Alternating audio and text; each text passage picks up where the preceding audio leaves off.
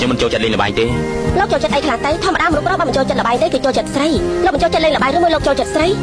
ស្រីនិងល្បែងខ្ញុំមិនចូលចិត្តដូចគ្នាខ្ញុំចូលចិត្តផឹកស្រា